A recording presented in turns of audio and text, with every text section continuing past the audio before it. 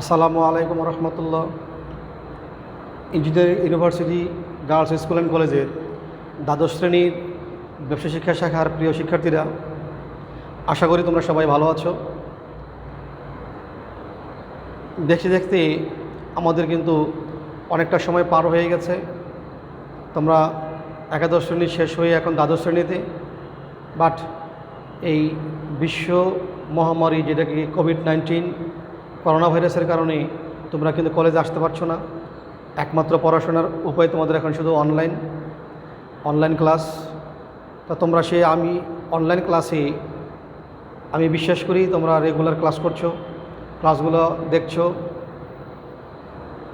তোমাদের জন্য কিন্তু সময়টা খুবই কমে আসতেছে যে সামনে যে একটি পেন্ডিং এইচএসসি পরীক্ষা রয়েছে, এটা যখন শেষ হয়ে যাবে, সরকার যে কোনো মুহূর্তে এই পরীক্ষার ঘোষণা দিয়ে দেবেন বা সিদ্ধান্ত নিয়ে নেবে। সরকারের সিদ্ধান্ত চূড়ান্ত হয়ে গেলে এই পরীক্ষাটা যখন একটি নিষ্পত্তি হয়ে যাবে, তারপরেই কিন্তু তোমরা পরীক্ষার্থী। অতএব তোমাদের পরীক্ষা কিন্তু খুব কাছাকাছি। সব কিছু যদি স্বাভাবিক থাকতো তাহলে কিন্তু আগামী এপ্রিলে তোমাদের পরীক্ষা ছিল, বোর্ড পরীক্ষা। সঙ্গত কারণেই তোমাদের এখন আমি বলবো যে পেন্ডিংটা বাদে তোমরা এখন পরীক্ষার্থী। অতএব তোমাদেরকে বিষয়টি মাথায় রেখে বাসায় পড়াশোনা করতে হবে, তোমাদেরকে প্রচুর পড়াশোনা করতে হবে। ইতিমধ্যে অনলাইনে তোমাদের সাথে অনেকগুলো অধ্যায় আমি আলোচনা করেছি। সর্বশেষ যে অবচয় অধ্যায় নিয়ে আলোচনা করেছিলাম, সেখানে অনেকগুলো অঙ্ক তোমাদের আমি আপলোড দিয়েছি। তোমরা সেগুলো দেখলে অবশ্যই অঙ্কগুলো তোমরা পারবে। এবং পাশাপাশি তোমাদেরকে আমি বলেছি তোমরা বোর্ডের যে কোশ্চেনগুলো রয়েছে, বিভিন্ন বোর্ডের, আমাদের যতগুলো বোর্ড আছে, Dhaka board, Chattogram board, Cumilla board, Sylhet board, Barishal, Rajshahi, Dinajpur, সবগুলো বোর্ডের মিনিমাম 3 সালের সেই 17, 18, 19 মিনিমাম 3 সালের প্রশ্নগুলো তোমরা বাসায় বসে বসে সলভ করবে। যতগুলো অধ্যায় তোমরা শিখেছো, মোটামুটি তোমাদের ম্যাক্সিমাম অধ্যায়গুলো হয়ে গেছে। প্রথম পত্রের প্রায় সবগুলো প্রায় শেষ, হয়তো একটি অধ্যায় বাকি আছে, একতরফা দেখা গেলে পদ্ধতি। দ্বিতীয় পত্রের তোমরা অনেকগুলো অধ্যায় করেছো, তোমরা অষ্টম অধ্যায় করেছো, দ্বিতীয় অধ্যায় করেছো, তোমরা অধ্যায় 6 করেছো, তারপরে 8 করেছো। তো অনেকগুলো অধ্যায় তোমাদের পড়া হয়ে গেছে। তো আজকে তোমাদের সাথে যেটি পড়াবো সেটি হচ্ছে, দেখো, ক্যাশ ফ্লো স্টেটমেন্ট, নগদ প্রবাহ বিবরণী। তোমরা বইয়ের দেখবা, বইয়ের অধ্যায় 2 তোমরা এটা পাবা। তোমরা এর আগে চতুর্থ অধ্যায় অর্থাৎ শেয়ার ইস্যু করেছো। তো এখন অধ্যায় 2, যেটাকে আমরা বলবো ক্যাশ ফ্লো স্টেটমেন্ট, যেটা নগদ প্রবাহ বিবরণী, এটা সহজ অধ্যায় এবং গুরুত্বপূর্ণ অধ্যায়। এই অধ্যায় থেকে একটি প্রশ্ন পরীক্ষা অবশ্যই থাকবে এবং তোমাদেরকে সেটা উত্তর করতে পারতে হবে। তো আজকে তোমাদেরকে এই অধ্যায়ে যে আলোচনাটুকু আমি করব, ছোট্ট একটি কাজ তোমাদের আমি দেব। এটি একটি চার্ট নির্ভর, অর্থাৎ তোমাদের জন্য একটি শখ থাকবে। শখগুলো তোমাদের ভালো করে পারতে হবে। শখ পারলে তোমরা অঙ্কটা করতে পারবে। তবে ক্যাশ ফ্লো স্টেটমেন্ট একটি গুরুত্বপূর্ণ অধ্যায় এবং একটা বেসিক বিষয়। তোমাদের এখানে অনেক কিছু জানতে হবে এবং জানলে পরে তোমাদের অনেক জায়গায় সেটা কাজে লাগবে। অনেক অধ্যায় তোমাদের সেটা সহযোগিতা করবে। নগদ প্রবাহ বিবরণী, তোমরা দেখবা একটি কারবারের, তোমরা এর আগে প্রথম পত্রে নগদান বই করেছো।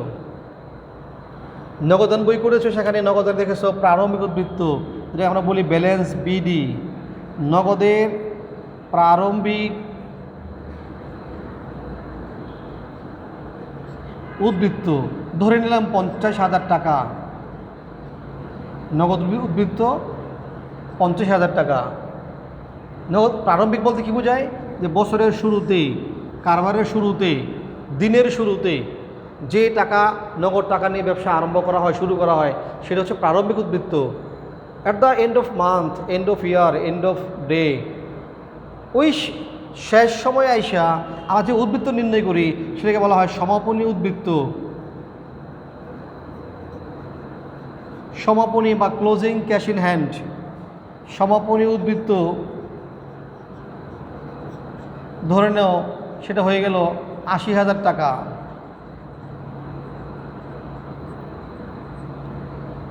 এই যে নগদ উদ্বৃত্তটা চেঞ্জ হলো, পরিবর্তন হলো, প্রারম্ভিক উদ্বৃত্ত 50,000 টাকা থেকে চেঞ্জ হয়ে 80,000 টাকা হয়ে গেল, এটা তো এমনি এমনি হয়ে যায় নেই, জাদুতে হয়ে যায় নেই। কারবারের অনেকগুলো কর্মকাণ্ডের মাধ্যমে কোনো কোনো সোর্স থেকে টাকা আসছে কারবারের মধ্যে, সেই অনেকগুলো সোর্স রয়েছে। আবার কোনো কোনো খাতে টাকাগুলো চলে গেছে। তো আসা এবং যাওয়া এর মাধ্যমে এই নগদ প্রবাহের যে প্রারম্ভিক উদ্বৃত্ত, নগদের যে প্রারম্ভিক ব্যালেন্স, এটি পরিবর্তন হয়ে সমাপনী উদ্বৃত্ত রূপান্তর হয়েছে। যে সমস্ত সোর্স থেকে টাকাগুলো আসছে এবং যে সমস্ত খাতে টাকাগুলো চলে গেছে, তো আসার পরিমাণটা বেশি ছিল, যাওয়ার পরিমাণটা কম ছিল বিদায় প্রারম্ভিক উদ্বৃত্ত 50,000 টাকা থেকে বেড়ে 80,000 টাকা হয়েছে। এই যে উদ্বৃত্তের পরিবর্তন, এই চেঞ্জটা যে বিবরণীর মাধ্যমে দেখানো হয় তার নামই হচ্ছে নগদ প্রবাহ বিবরণী। আমার মনে তোমরা কথাটি বুঝতে পেরেছো যে নগদ উদ্বৃত্তের মানে প্রারম্ভিক উদ্বৃত্ত যে সমাপনী উদ্বৃত্ত রূপান্তর হলো, যেভাবে যে সমস্ত উৎস থেকে এবং টাকা আসছে এবং যে টাকা চলে গেছে, এই বিস্তারিত বিবরণ যে বিবরণে দেখানো হয়, দেখায়া এই স্টেটমেন্ট বা বিবরণ তৈরি করা, সেটি হচ্ছে নগদ প্রবাহ বিবরণী। অর্থাৎ এই যে টাকার পরিবর্তনটা হলো, 50,000 টাকা থেকে 80,000 টাকা চেঞ্জ হলো, কোত্থেকে টাকা আসছে, কোথায় টাকা চলে গেছে, এটা এখানে দেখানো হয়। আর এই নগদ প্রবাহ বিবরণীতে টাকা আসা এবং যাওয়ার এই যে সোর্স অফ ফান্ড এবং যেখান থেকে টাকাগুলো আসার উৎস এবং চলে যাওয়ার যে খাতগুলো রয়েছে, সেগুলোকে এই নগদ প্রবাহ বিবরণীতে 3 ভাগে ভাগ করা হয়েছে, 3 ধাপে ভাগ করা হয়েছে। সেটা কি একটাকে বলা হয় যে পরিচালন কার্যক্রম, operating activities, investing activities and financial activities. এই 3 ভাগে ভাগ করে এই সোর্সগুলোকে বের করে নেওয়া হয় যে টাকাগুলো কোত্থেকে আসছে, কীভাবে আসছে, কোথায় গেছে আর কোন কোন জায়গাতে টাকাগুলো আসছে। তো নগদ প্রবাহ বিবরণীর যে কার্যক্রম রয়েছে, যেই সমস্ত কার্যক্রমের মাধ্যমে এই বিবরণী পরিবর্তনটাকে দেখানো হয়, সেটা কয় ভাগে ভাগ করা হয়েছে? 3 ভাগে ভাগ করা হয়েছে। পরিচালন কার্যক্রম, বিনিয়োগ কার্যক্রম এবং অর্থায়ন কার্যক্রম।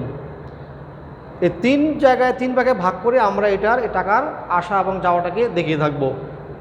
আর এই কাজটি করার জন্য নগদ প্রবাহ বিবরণী 2 পদ্ধতিতে কাজ করে থাকে। এর একটিকে বলা হয় প্রত্যক্ষ পদ্ধতি,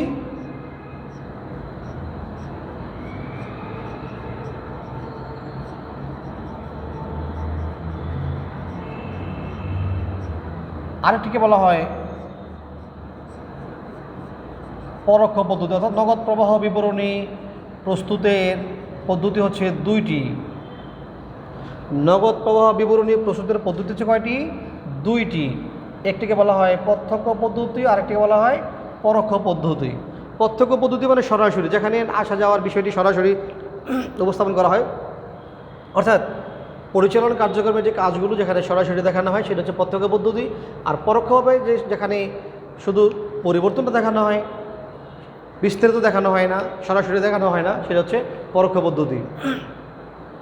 এই 2 পদ্ধতির মধ্যে নগদ প্রবাহ বিবরণীর যে কাজটাকে আমি বলেছি, নগদ প্রবাহ বিবরণী তৈরি করার যে ধাপ রয়েছে, মানে টাকা আসা যাওয়ার যে ক্ষেত্রগুলো যেগুলো দেখানোর জন্য যে ধাপগুলো রয়েছে, ধাপগুলোকে 3 ভাগে ভাগ করা হয়েছে। এর এক ভাগের নাম হচ্ছে পরিচালন কার্যক্রম। পরিচালন কার্যক্রমের নগদ প্রবাহ।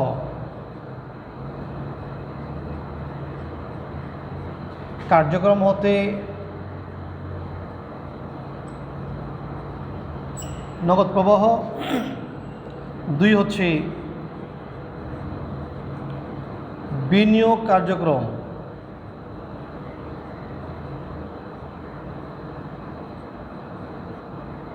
নগদ প্রবাহ। আর 3 নম্বর হচ্ছে অর্থায়ন কার্যক্রম থেকে নগদ প্রবাহ, অর্থায়ন বা অর্থসংস্থান।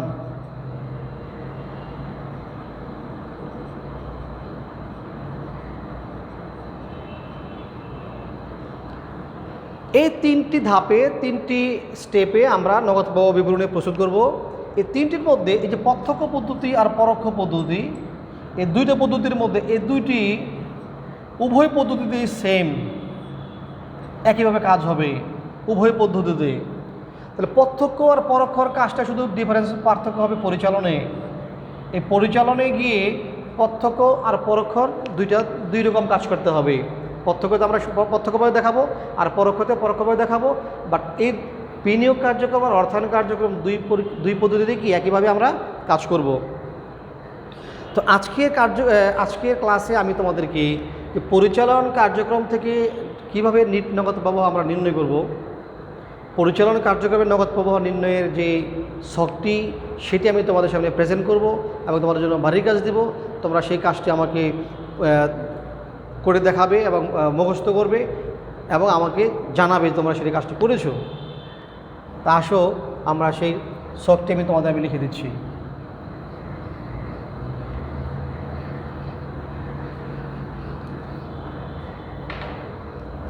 পরিচালন একটা ছোট্ট শখ এঁকে নিচ্ছি।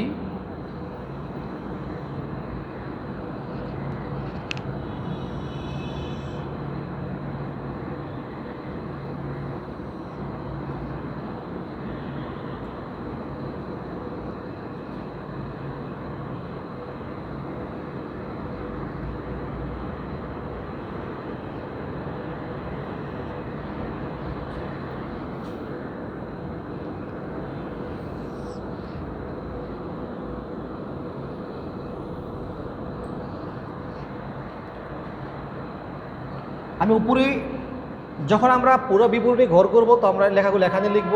যেহেতু আমি তোমাদের আলাদা একটু শখ দেখাচ্ছি, আমি সেটা এখানে লিখেছি পরিচালন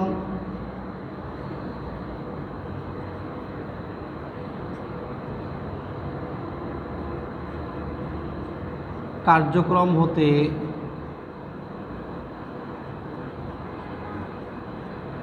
নিট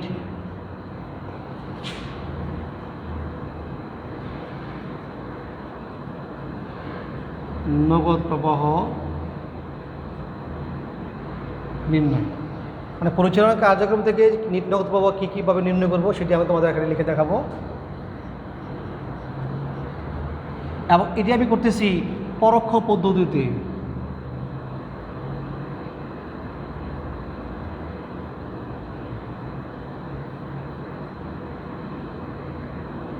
পরোক্ষ পদ্ধতিতে আমরা পরিচালনা কার্যক্রমের নিট নগদ প্রবাহ কীভাবে নির্ণয় করবো সেটা তোমাদের আজকে আলোচনা করছি। আমরা প্রত্যক্ষটা পরে আলোচনা করব।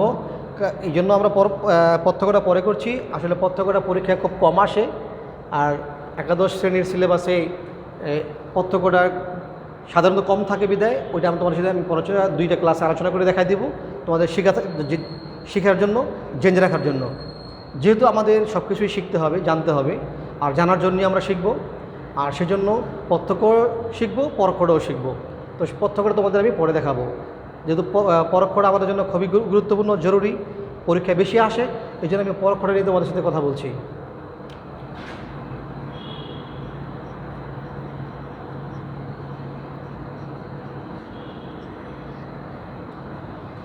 তো প্রথমে আমাদের লিখে দেবো আমরা এখানে নিট আয় বা নিট মুনাফা। নিট মুনাফা বা নিট লাভ বা নিট আয়, এটা প্রশ্নে যদি দেওয়া থাকে আমরা সেটা লিখবো। সাধারণত দেওয়া থাকে, যদি দেওয়া না থাকে তাহলে আমাদের বের করে নিতে হবে। বের করে নেওয়ার কৌশল রয়েছে, শখ রয়েছে, আমি সেটা তোমাদের পরে দেখাবো। আগে লিখে নাও নিট মুনাফা, এটা দিয়ে আমরা কার্যক্রমটা শুরু করব। নিট মুনাফা আমি খুব সহজভাবে তোমাদেরকে শখটা প্রেজেন্ট করে দেখাচ্ছি, তোমরা এই শখটা ভালো করে দেখবে। এই নিট মুনাফা আমরা বিশদ আয় বিবরণী করলে পেয়ে থাকি। নিট মুনাফা বলতে আমরা বুঝে থাকি যে আমার কারবারের এই টাকাটা আয় হয়েছে, বাট এই পুরো টাকাটাই কিন্তু আমার কারবারের নগদ টাকা নাও হতে পারে। বিক্রয় আয় হইলেই কিন্তু আমার মুনাফা হবে। পণ্য বিক্রি হয়েছে, বিক্রি হইলে কী হবে? মুনাফা হবে। সেই বিক্রয় নগদেও হতে পারে, বাকিতেও হতে পারে, বাট নিট আয় কিন্তু নির্ণয় হবে বিক্রয় হইলেই। অর্থাৎ নিট মুনাফা মানেই পুরো টাকাটা নগদ তা কিন্তু নয়। অতএব এই টাকার মধ্যে কোনটা নগদ কোনটা নগদ নয় আমার সেটা আমাদের এখানে বের করতে হবে। যেটা নগদ সেটা নগদে থাকবে, যেটা নগদ নয় সেটা আমরা এখান থেকে কী করে দেবো? বের করে দেবো। এভাবেই নগদের পরিবর্তন দেখাই আমাদের যে নগদ প্রবাহ বিবরণী তৈরি করতে হবে। তো এখানে এই নিট মুনাফা দিয়ে শুরু করার পরে বাকি এটার সাথে যেগুলো যোগ বিয়োগ হবে সেই কাজগুলো আমরা এখানে করব। তো সেটার মধ্যে আমি একটা সংক্ষেপে লিখছি চলতি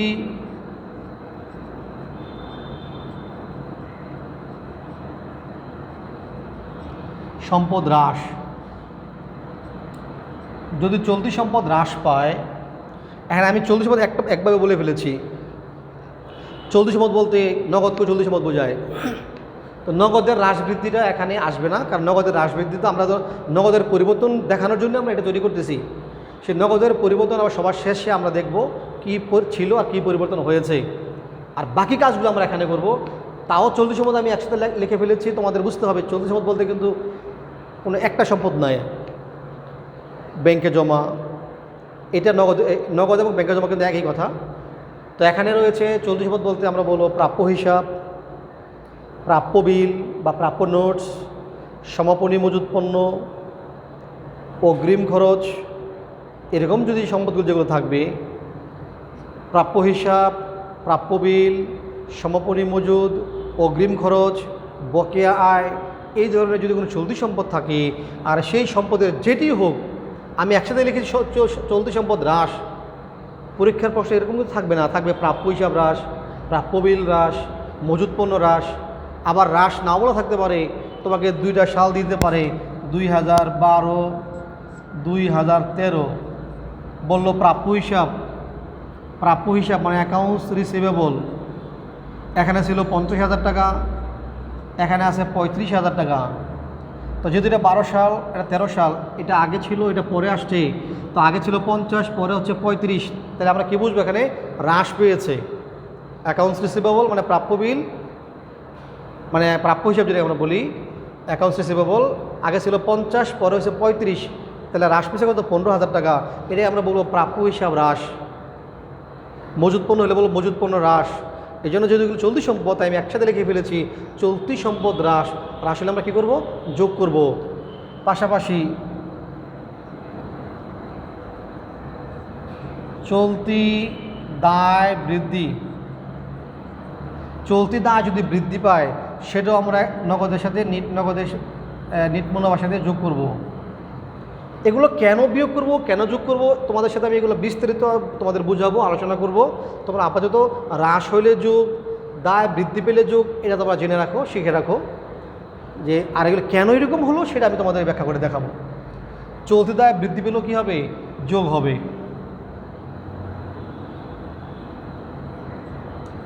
স্থায়ী সম্পদের অবচয়, স্থায়ী সম্পদ যে কোনো সম্পদের অবচয় মানে হচ্ছে অনগদ খরচ। এই অনগদ খরচের কারণে মুনাফা কমে থাকে, বাট এই খরচ অবচয় বাবদ টাকা কোথাও যায় না, টাকাটা কারবারের মধ্যে থাকে, আলটিমেটলি টাকাটা কারবারে আরও বাড়বে। এই কারণেই স্থায়ী সম্পদের অবচয় হলে সেটা আমরা কী করব, যোগ করব। এটা একটা অনগদ খরচ, বাট এই ব্যাখ্যা আমি তোমাদেরকে পরে আলোচনা করব। স্থায়ী সম্পদের অবলোপন, যেমন ইজারা অবলোপন, সুনামের অবলোপন, এগুলো লিখে আমরা ব্যয় বৃদ্ধি করে থাকি, আয় হ্রাস পেয়ে থাকে, এতে নিট মুনাফা কমে যায়। বাট এইসবের কারণে কারবার থেকে টাকা কোথাও চলে যায় না, টাকাটা কারবারের মধ্যেই থাকে। এগুলোর কারণে নগদের পরিমাণ কী হয়, বৃদ্ধি পায়, এই জন্য এগুলো যোগ হয়। স্থায়ী সম্পদের অবলোপন, আমি আবারও বলছি তোমাদের সাথে এগুলো নিয়ে আমি বিস্তারিত আলোচনা করব প্রতিটি আইটেম নিয়ে। স্থায়ী সম্পদের অবলোপন,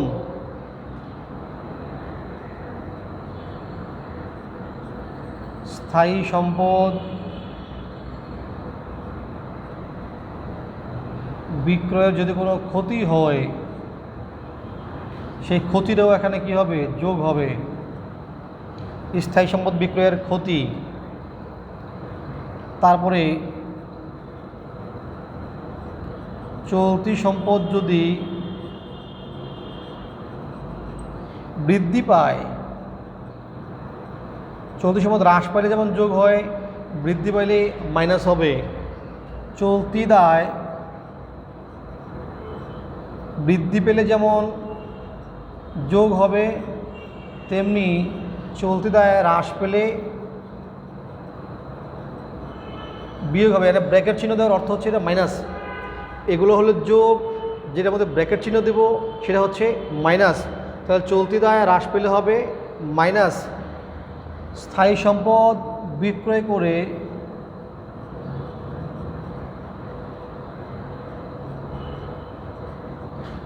যদি কোনো মুনাফা হয়, সেই মুনাফা যদি এর মধ্যে অন্তর্ভুক্ত থেকে থাকে, সেই মুনাফাটাও হবে মাইনাস চলতি সম্পদের কথা যেমন বলেছি, চলতি দায় কিন্তু এরকমই। আমি একসাথে চলতি দায় লিখেছি। দায় বলতে শুধু একটাকে বোঝায় না, এখানে প্রদেয় হিসাব, প্রদেয় বিল, প্রদেয় খরচ, হ্যাঁ, অগ্রিম আয়, এগুলো হচ্ছে চলতি দায়। তো চলতি দায় যেইটা থাকবে, যদি এখানে একটা লিখে বোঝানো হয়েছে প্রাপ্য, ধরো প্রদেয় হিসাব হ্রাস পেয়েছে, বা প্রদেয় হিসাব হ্রাস পেলে লিখবো প্রদেয় হিসাব হ্রাস, প্রদেয় বিল হ্রাস পেলে লিখবো প্রদেয় বিল হ্রাস, প্রদেয় খরচ হ্রাস পেলে লিখবো প্রদেয় খরচ হ্রাস। লিখে আমরা এভাবে লিখব। লিখার পরে এবার সাধারণত এই আইটেমগুলোই এখানে থাকে। এই আইটেমগুলো এখানে কম নয়।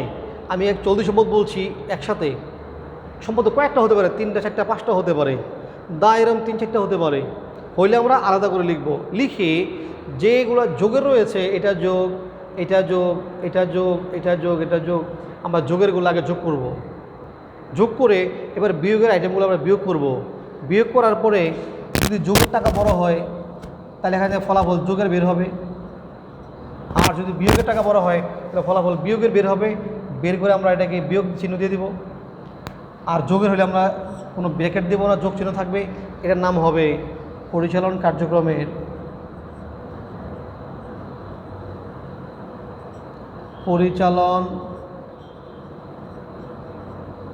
কার্যক্রম হতে